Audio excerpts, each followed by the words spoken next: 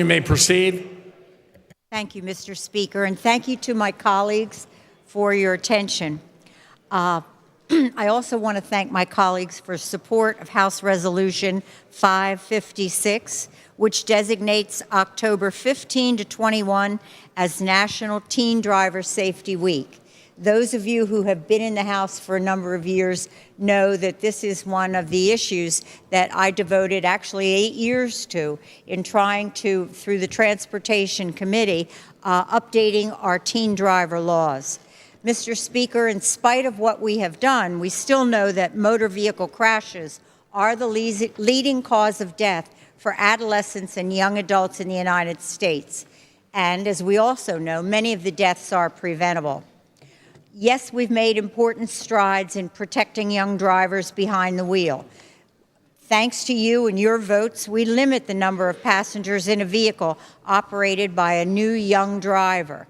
We expanded their training to include practice during inclement weather, and we banned texting behind the wheel, which included all drivers. But sadly, Mr. Speaker, teens are still being seriously injured and some even killed while behind the wheel. Last year in Pennsylvania, there were 46 young people killed, including 4 16-year-olds, brand new drivers. And all were young people loved by their families. We always call them the good kids who are full of dreams and hopes for long and meaningful lives. We all know that too many teen crashes resulting in death have occurred in our own legislative districts. And sadly, if we were to stand up and talk about it, probably each of you has a story that you could tell. That's why we're here to further raise awareness of teen driver safety. This year's theme for teen driver safety is You Drive, You Text, You Pay. This theme is all about the consequences of teens' actions. Because as we well know, especially those of us who are now parenting a teenager or have grandchildren who are teenagers, they are invincible. They are all-knowing, and they especially if you're a grandparent, but they are invincible. And they believe that while bad things happen to other people, nothing's ever going to happen to them. But you and I know differently. We know the consequences do happen, and particularly, we know they happen to young drivers. The toughest time for a young driver is the first 2 years that they are behind the wheel. That's probably the time we need to be the most vigilant.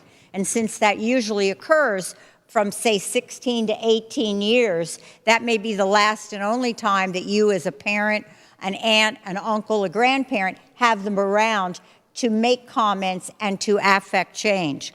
I should remind us all, too, ladies and gentlemen, that there are studies that show that young people get some of their driving habits by watching us, their parents, their grandparents, their older brothers and sisters, on how they drive. And they start looking by the time they are 9 years old. Scary thought, isn't it, when you go back and think, what did I do in the car when he was sitting back there in that child safety seat? One of the major factors we know is, of course, impaired driving. And our research has shown that, as I said, most teens are very vulnerable, particularly in the first 2 years. We know that driving and using the phone is dangerous, but for them, they think it's just something, it's a part of life. You know, that hand automatically goes up, or they think that texting is important. So therefore, it is up to us to make sure teens know and fully understand what are the risks when they are behind the wheel. Certainly distractions from other passengers, being tired, experiencing strong emotions and taking it out when you're behind the wheel, or being under, we know, the influence of alcohol or drugs. Mr. Speaker, let's use National Teen Driver Safety Week to engage and empower licensed teen drivers to become skilled drivers and safe drivers.